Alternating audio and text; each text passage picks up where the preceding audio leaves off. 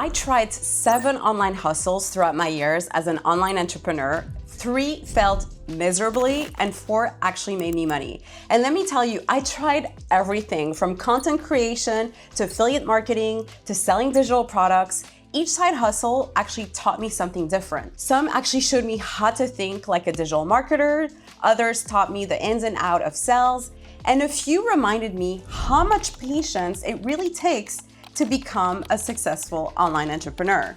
So while some of these side hustles were complete failures, 4 of them actually made me money, and they played a huge role in getting me to where I am today. So in this video, I'm going to share the hard lessons I learned along the way and how I would do things completely differently if I had to start from scratch today.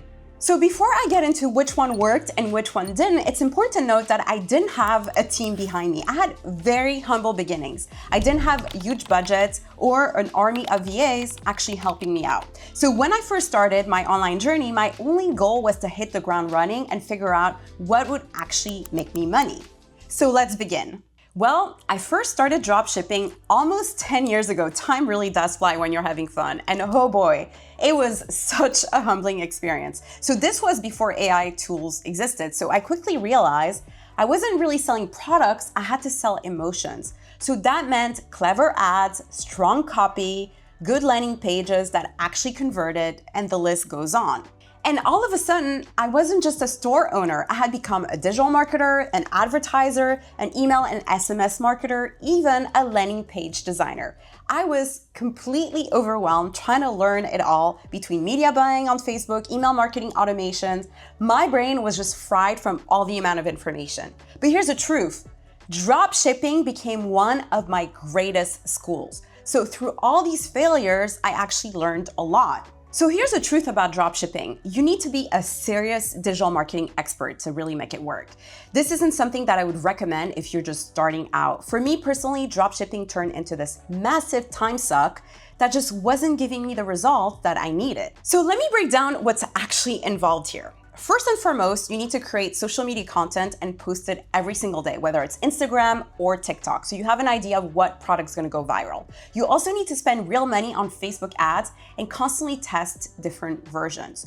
You're also gonna be tweaking your landing pages, your emails, and your brand positioning nonstop. Plus, you also need enough cash upfront to either buy inventory or also rent a warehouse space or work with a fulfillment company. So look, there's definitely good money to be made in dropshipping, but it's not easy and it's definitely not for everyone. So if you're thinking about starting dropshipping in 2025, my advice would be get comfortable using AI tools for content creation, learn how to leverage TikTok's and Instagram's organic traffic, and really master the fundamentals of digital marketing. And don't go into this, by the way, thinking it's gonna be easy money, because it's not. You're gonna face a lot of trial and error before you even get close to success. So you really need to have a thick skin here.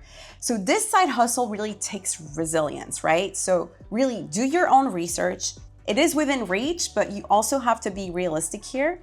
You have to understand how digital marketing works, and you have to get really good at creating social media content that is a scroll stopper. Affiliate marketing can be a really great side hustle. I actually do some of this myself right now. So when I really like a tool or a piece of software, I'm gonna recommend it through my affiliate link. And let's be clear, I won't sell you something just for a quick buck. I actually test those products myself. And I know some people roll their eyes at this, but there's absolutely nothing wrong with promoting something that you actually use. But now, let's be real. Affiliate marketing works for me because I spent years building up my personal brand. So I have a huge social media following right now. So if you are a complete beginner without an audience, be realistic. It's going to take way more upfront effort before you start seeing any real results. So here's what I would do if I had to start from absolutely zero. I would focus on getting really good at creating captivating social media content. And I mean posting consistently every single day, whether it's TikTok, Instagram, you name it. And now, sure, you could also try Pinterest as well, but honestly, ranking on Pinterest actually takes really long time. And I don't think Pinterest is actually as beginner friendly as people tell you, because you need to learn how to create scroll stopping pins while also figuring out what products people actually want. So you're gonna actually get way faster feedback on what works by posting on social media platforms like Instagram and TikTok. Pinterest is a nice add-on later once you already know what people are engaging with and what they actually like. So my recommendation, yes, it's a little bit more upfront work, but stick to Instagram and TikTok because you're gonna get data much faster. And then once you have that data, you can go on Pinterest and create pins. Personally, I just feel like Pinterest takes a little longer for you to start getting traction. So my advice is pick one traffic source, let's say TikTok or Instagram, and just master it completely. Don't try to be everywhere at once because you're gonna burn out, especially at the beginning. So you're gonna end up doing everything halfway instead of doing one thing really well. So yes, affiliate marketing absolutely does work. I've seen people absolutely crush it, but you just have to be realistic. So it's important that you are extremely dedicated to actually learning how to create social media content that's going to stick. So first, you need to understand what makes people stop the scroll and actually pay attention to your social media post. Then you need to understand what makes them click. And then you need to understand what gets them excited enough to actually want to learn more about that specific product that you're promoting. So really, it's psychology. All right, I'm gonna admit, I'm a little biased here because I personally prefer Etsy over Amazon. Amazon, in my opinion, is way too competitive and much harder for beginners. Here's the truth. You need to advertise on Amazon to be successful, and the spy tools that you need to do the Amazon research, it's extremely expensive. So Helium 10, for example, it costs $97 a month. And that's not all. With Amazon, you also need to understand how to properly upload your products so they actually rank in search results. So don't get me wrong, I'm not here to discourage anyone. Every platform has its pros and cons. But when it comes to Amazon, there's one major con that really stands out for me. It's much harder to differentiate yourself because customers are way more price focused on Amazon. It's just a completely different game. And honestly, it's not one that I want to play. But let me tell you why I'm so obsessed with Etsy. So when people come to Etsy, they're already in a completely different mindset. They're not just looking for the cheapest thing that they can find, they're actually searching for something unique and creative. And believe it or not, customers on Etsy, they actually want to support small businesses and they're willing to pay for quality. The competition, yeah, it exists, but it's nothing like the absolute madness that you see on Amazon. On Amazon, you got thousands of sellers literally fighting over the exact same products. So it's like trying to scream in a stadium full of people that are all yelling at once. With Etsy, I can actually find my people without spending money on ads. My customers come to me because they find my listings and they want something special or something different. And honestly, that's the kind of business that I actually want to build. Now, let's talk about print on demand. And I actually have to laugh looking back because when I started, I made every mistake in the book. So I actually jumped into selling crypto t-shirts thinking, oh, well, it's an unsaturated market. And at the time, it was something that was also definitely trending, but that was actually the worst niche I could have gone into. So the mistake I made was putting all my eggs in one basket too early on. I built an entire brand without understanding if there was real demand for this specific niche. And a lot of beginners actually make this exact same mistake that I did back then. So they go all in, let's say creating t-shirts for people who like yoga, thinking, oh my God, it's the best niche ever. But then they realize that they've gone way too niche, or even worse, they don't understand how to differentiate themselves. This is why it's so important when you get started to actually create a generic store. And I talked about this before. When you start out, you need to create a generic store because you need to test multiple niches until you find something customers are willing to buy from you. So personally, I think print on demand is much easier than dropshipping, but you absolutely need to do your research and have a pulse on what people are into. It's important to have spy tools. So the key to being successful is creating designs that get your customers like emotionally hooked and solve real problems, something that is trending from a design perspective, right? And so if you do the due diligence of actually using spy tools, which are absolutely necessary if you're doing print on demand, so you can understand where there are opportunities. So you can use a tool like ProfitTree, for instance, and it's gonna give you sales data on Etsy as to what people are actually buying. And I would say this is one of the biggest mistakes people make when they are doing print on demand. They assume they know which niche they should get into. This is why it's so important to create a general store and upload different kind of designs based on what people are actually buying and finding ways to differentiate yourself so you have a different look and feel while adding those elements that are currently trending. Selling digital products has been a complete game changer for me because I've sold different types of digital products. I started dabbling with digital products on Etsy by creating a store focused on the event niche. Then I was selling wedding invitation templates and other party planning templates.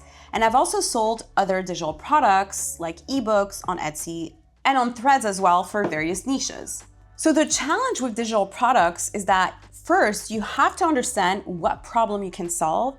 And second, you have to understand how to differentiate yourself from your competition. So it definitely requires research and doing some social listening, like scraping Etsy and Reddit and Facebook groups to really understand customers' pain points and how you can bring value to them. It's almost like when you're creating a digital product, you're creating a quick solution for your customers. I've actually created an entire video that walks you through how to create digital products from A to Z. So if you're interested, make sure to check it out. It's in the description. So in my opinion, in 2025, selling digital products is honestly the best side hustle. Here's why. Because it allows you to quickly test ideas with the help of AI and start selling without the need of a huge following. Yes, really. And once you create a digital product, you can literally sell it forever without any additional cost. So selling digital products is probably the closest thing you'll find to actual passive income. You create it once, you optimize it, and then you focus on creating more products or scaling to other platforms.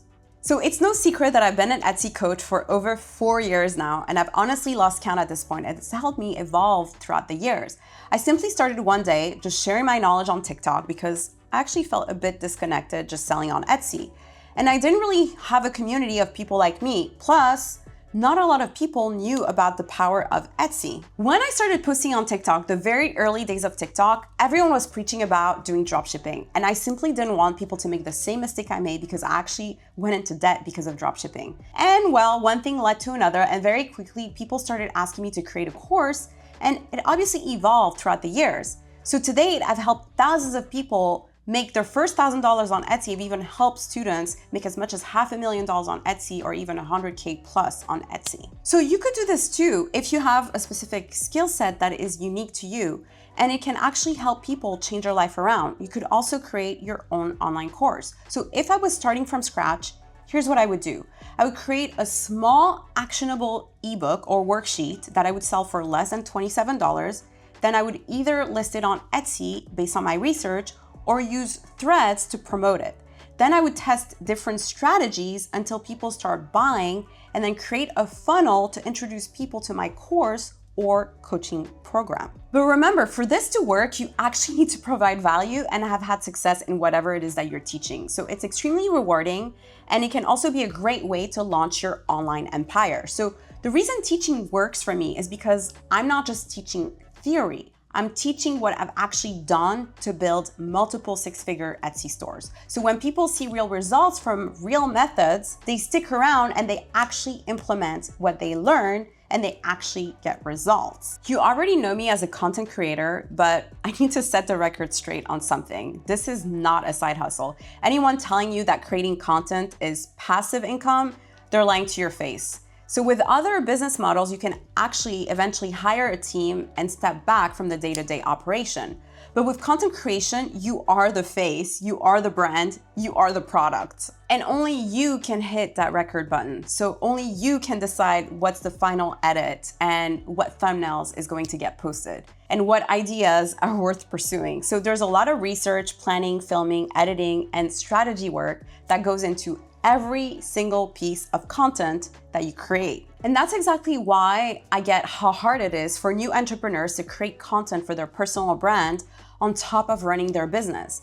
But the reason I keep showing up every day is because you build authority over time and you build a connection with your audience. So while it's a lot of work up front, it does help you in the long run to differentiate yourself from everybody else, and it does give you an edge. So if you're thinking about becoming a content creator, my advice is exactly the same as what Mr. Beast has said in the past. Focus on being 1% better with every video. It might feel like nothing's working for months, but consistency is everything. Just don't fool yourself into thinking that it's gonna be quick, because it's not. It takes a lot of time and a lot of consistency and a lot of effort to finally get rewarded. So if you're just starting out and you're like, well, Luna, what should I focus on? I would say start with either digital products or print on demand, and you can sell either through Etsy or leveraging threads. Here's why. These side hustles don't require a lot of digital marketing knowledge upfront, especially if you decide to start with Etsy. Your only focus is actually understanding what people are into and putting those products in front of customers that actually want to buy them. So you actually don't need to spend money in advertising, and you don't need to be a social media guru. Yes, really. But it does require dedication. And to be honest, it's much more beginner friendly than all these other side hustles. Master one approach completely before you even think about jumping into something else. Because I see too many people trying to do dropshipping, affiliate marketing, print on demand, all at the same time. And they end up being average at everything instead of becoming a master of one thing. And please, for the love of God, do yourself a favor and stop chasing every new make money online method that pops up on your feed. Focus on building real skills, providing real value, and being consistent with whatever method you choose. The money will follow, but only if you're actually solving problems for real people. Well, there you have it. That's my honest breakdown of 7 different online hustles, 3 failed, 4 succeeded, and hopefully this saves you from making some of the same mistake that I actually made. If you want to learn my exact methods for building a profitable online business, I've actually got some resources in the description below. And if you try any of these methods, do me a favor, come back and let me know how it goes. I'll see you in the next one. Bye, guys.